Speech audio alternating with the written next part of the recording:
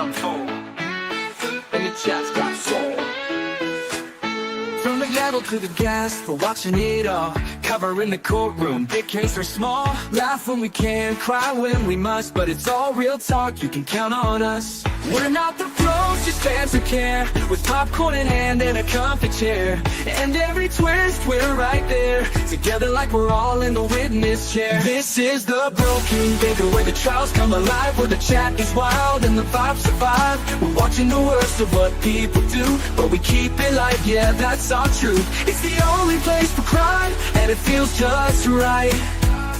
We bring the justice talk into your night, so hit that stream, don't miss the call. At the Broken Baker, we cover it all. Oh yeah. We're just flaming with the view, but we ask the things the world wants to. Digging through the facts, side by side. Even when it's dark, we bring the light. No clickbait, no fake feels, just truth and the highs and the reels. With the chat that roasts and writes, we're just here for the case and the vibes. This is the Broken Baker, where the stories unfold, with a smile in the heart, even when it's cold. Yeah, we cover the bad with a wink and a grin, where the real talk starts, come on, jump in. It's the only place to be, can't you see? For trials and truth, it's BBTV. The Broken Baker, where the trials come alive. Yeah, we'll be here, trial after trial. Yeah.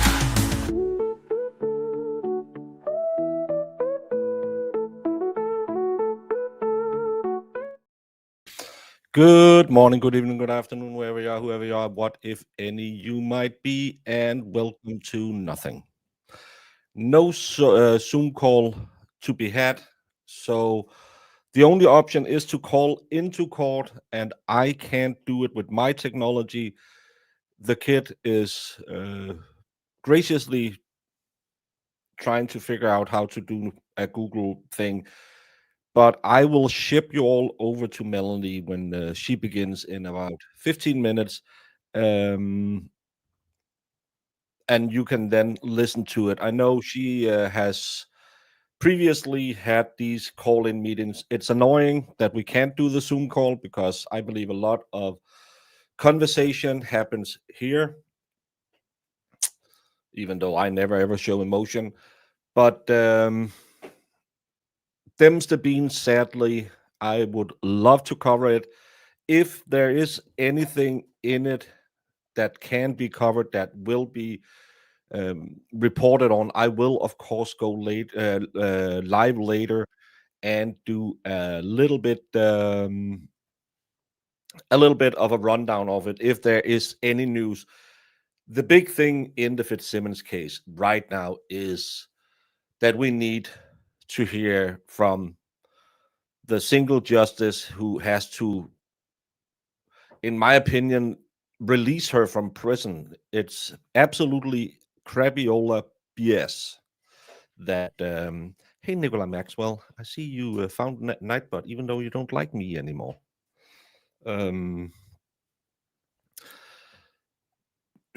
It's just a joke, everyone. Oh, I have to say that because everyone is up in arms these days, so I can't make any jokes. Hey, Tom Gillis. But sadly, it's annoying that they don't have a Zoom call, even though that it's nice for the lawyers that they can just pick up and listen. It's just annoying because we can't share it. And I believe the Kelsey Fitzsimmons case is one of the next Karen Reed cases. Of course, according to what she's charged with now, yes, she's most likely guilty. But why did it have to go the way it is? Oh, maybe is any of my joking got you blocked a lot. It happens sometimes. Can one of my lovely mods maybe find the oh, she has a fundraiser. Sorry, I should have pulled this up, but we were actually trying well, I wasn't doing anything. It's always my wonderful mods who do all the stuff for me, and I'm just laying on my fat ass. And yeah, I am a lazy bum. But there should be yes, no, that's not the one. Uh, I know there is a fundraiser out there. Can I find it? Because I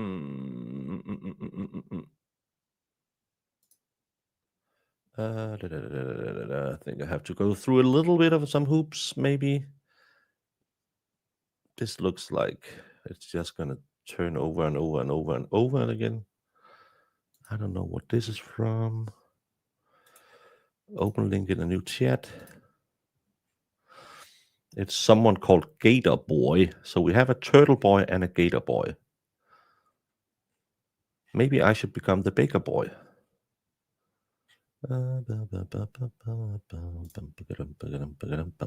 Yes.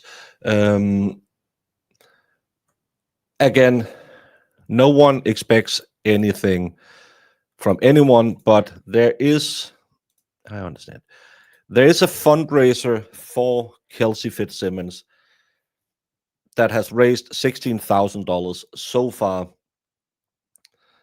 That is, Kelsey is a caring, devoted mother who has always put her baby boy first. Kelsey's baby boy is only 7 months old and is her pride and joy. Kelsey has unfortunately been battling with postpartum and is doing everything she can to heal and recover.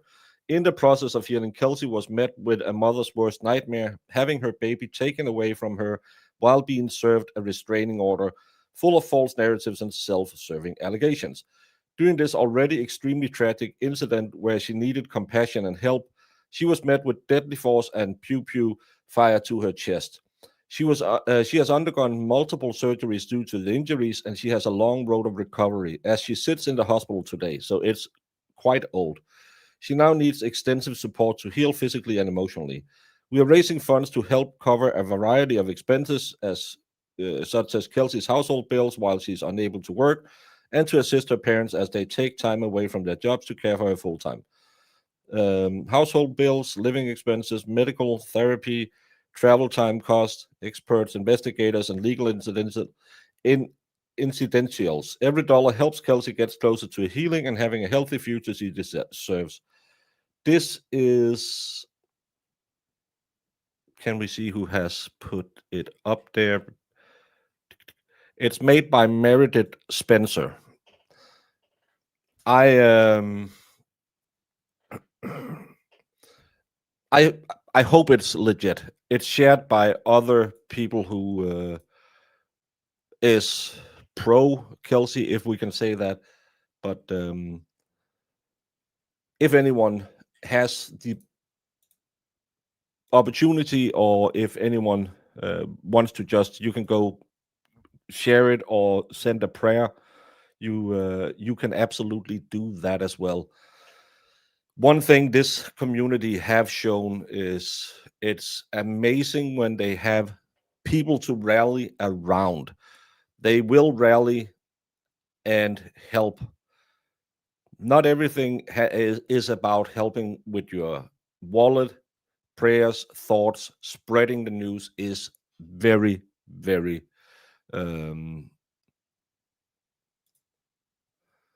Charlie Lynn is out front. I hope not. I didn't see anyone. It's legit. Thank you, Noodles. I believe you. It is the right one. Absolutely fantastic. Yeah, but some people will, when we see these tragic stuff happening, people will go and try and reap some money.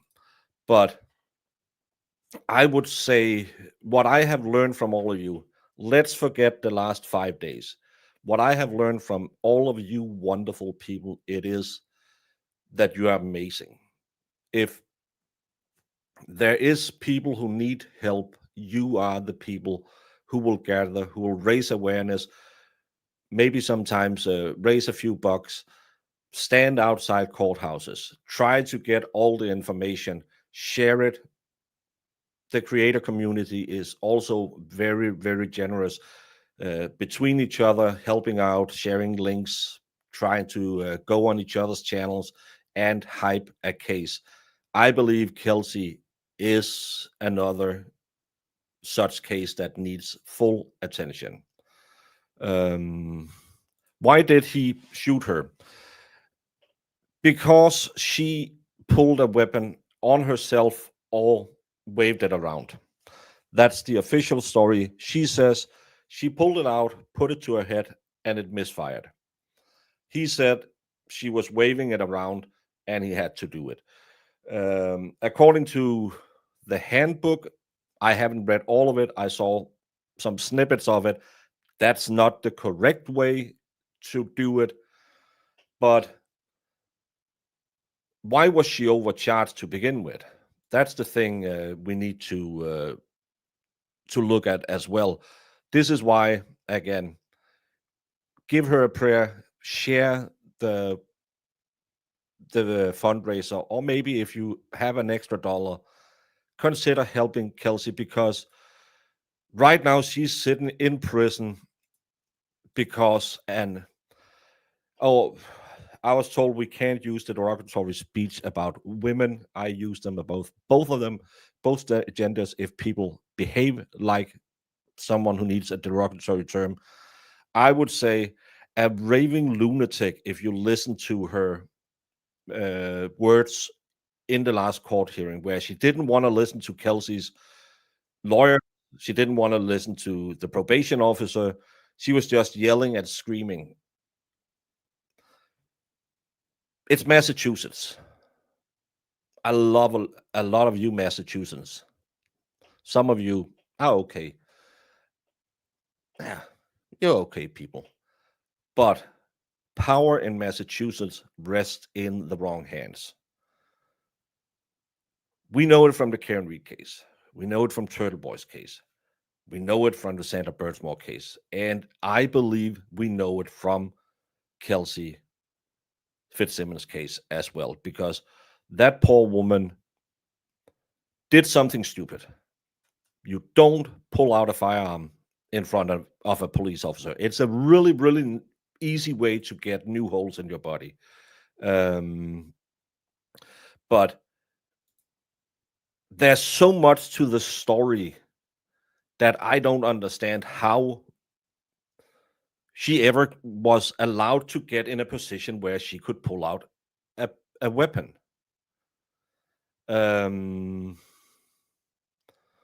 Well, Tina, it's very hard to say because there are two stories. Maybe at some point I should do that stream. I should try and compare the two stories.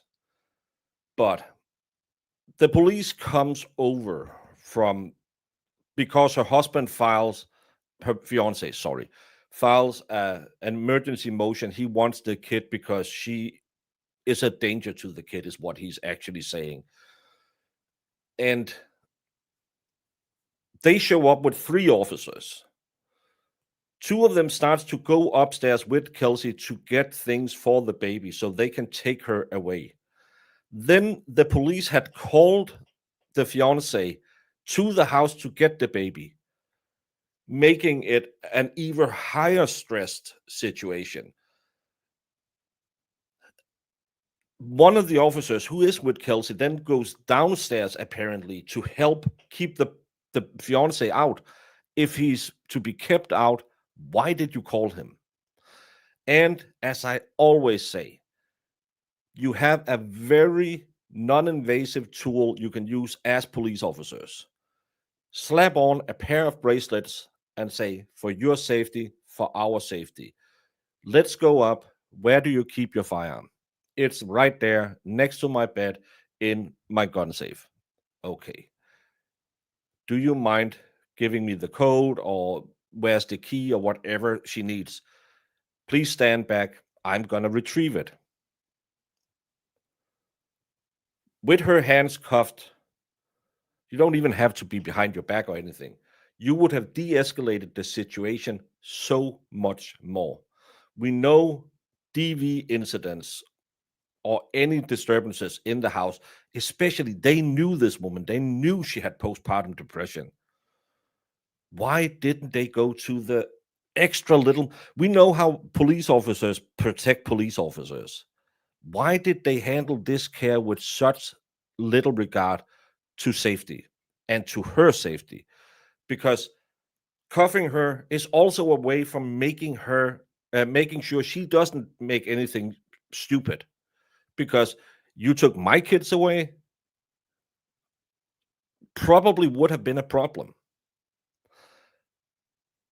She she's postpartum. They know this. She had just been cleared to come back to work, but still, they know she had been struggling.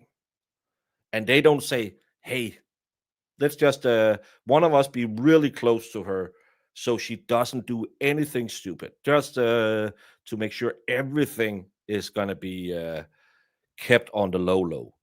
That's my biggest concern in all of this. It's absolutely stupid of her to pull a weapon if it's on herself, if it's on anyone else. If there's an officer in the room with a loaded firearm, you will get injured most likely. No doubt about it. But again, that's something you would probably get probation for as a first time offender. Why is she sitting in prison? Because a judge got mad that she returned to court and said, I can't breathe hard enough to follow the scram device schedule I had. I've been trying. I never ever missed a testing. The probation officer says she's doing everything to comply with all of this. But the judge just loses her mind and throws her back to prison. To me, that's absolutely BS. Absolutely BS.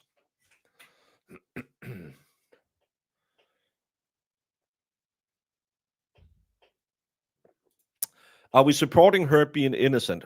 I don't, as I just said, according to the statute she is charged with, yes, she most likely is guilty. But first, she was overcharged, and the grand jury said, go sit on a cactus. Um,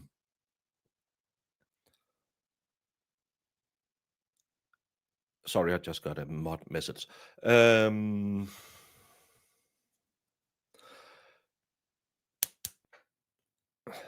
Kid, you got me out of it.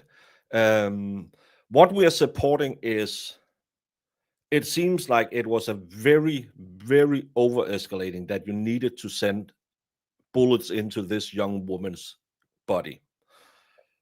All of it because of, and I've read this motion or emergency filing from the boyfriend.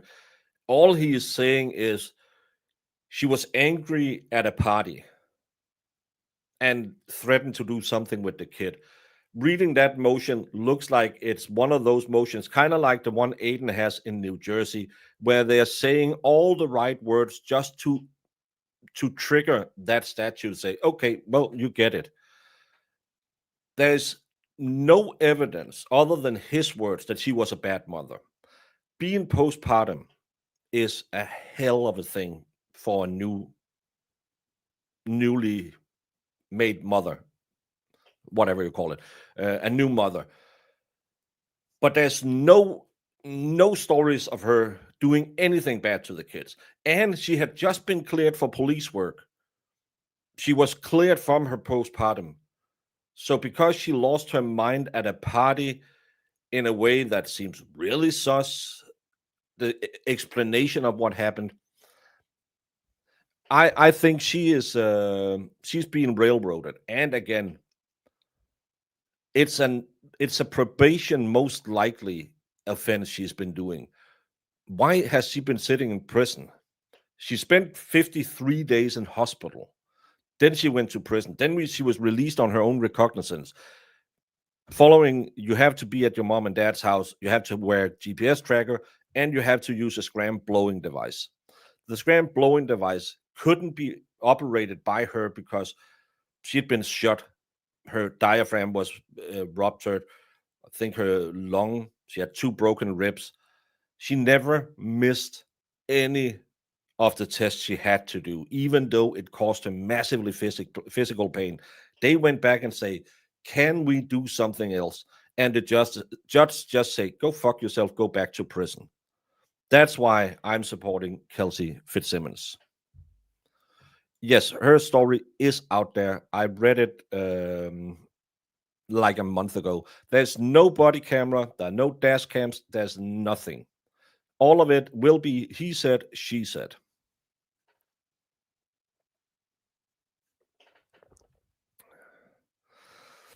His friend said she dragged him back into the hotel room. I don't know anyone else. I could not drag my man. Well, that's what he states, that when I believe it's his sister or brother, knocks on the door and asks what's wrong or is anything wrong, and he opens the door, and then they pull them back. She pulls him back in and just lays on the bed and is all nice all of a sudden, and he gets scared and runs to a hotel room. This is a former Green Beret. Is that the place he was before? He's a firefighter. I'm sorry to say it. Kelsey Fitzsimmons, even if she did all the self-defense classes, she doesn't look big enough to stop me. But she was so absolutely insane that she just took this man and just moved him because, cray-cray women. Seems really, really weird. Safe to say that the Commonwealth has a history of high percentages of plea bargains and a mentality of above the law. Yes. And as far as I know, they have had the means allocated for the body cams. They just never got them. Well, I am not sure. I'm sure that he's a good guy. According to her, he had lured her away from the house while he then files this motion. Apparently, he had also been away from the home for a long time before it happened. There is an unconfirmed rumor. I have not, and I'll be honest, I know Melanie Little, where I'm going to send you over in just 5 seconds so you can go and see the hearing or hear the hearing if she plays it. She says that there is a rumor she was pregnant. I haven't found it. I know it's been talked about, but where it comes from, I don't know. There is a rumor that she might have lost the baby in prison, which to me seems kind of weird because she spent 53 days in the hospital. So wouldn't that be the place where she lost the baby if she had a baby in her? I don't know. And I'll be absolutely 100% honest. I can't find the original. So I know Melanie talks about it. She might have found it somewhere where I just haven't found it so far, but it's in none of the filings. And I would think if it's out there, why didn't Bradel put it in her last motion? Because that could be another mental health issue if she had a spontaneous abortion, which is highly likely in situations like that. Moreover, another thing where just before, if you're new to the case, she has been threatened in prison. She's a former prison guard turned police officer. She's been threatened in prison by a female identifying inmate of male origin, or however we are supposed to say it in this PG world, who threatened her in prison. Again, the offense she's charged with, the sentencing guideline is most likely going to be probation. So why is this poor woman stuck in prison? So I don't know. Well, I don't know if she's going to get in there because the kid tried to call in before and the room was full. But I'll send you over to Melanie either way. So if she gets the feed through, you can sit and hear what's going on in court. If she can't get it, it can happen. We don't know. Not all courtrooms are easy. Still, tell her that cupcakes are okay, but muffin tops is just a little bit better, and no cheese on Danishes. Everyone, go support the wonderful Melon Little. I will cover it if there's any leaks later. And there, I know people have been asking me about the Walls hearing. Walls was sent to the psych ward to have an evaluation yesterday. There's a hearing later. I don't want to waste my time trying to set it up. I know Melanie is also going to cover that. The last time it was 5 minutes and they just keep punting the crap down the road. I have some Lego. I feel after this last week, I need to de-stress. So I'll probably pop on and just build some Lego later and sit and talk to all of you because you're all cool and all the other drool.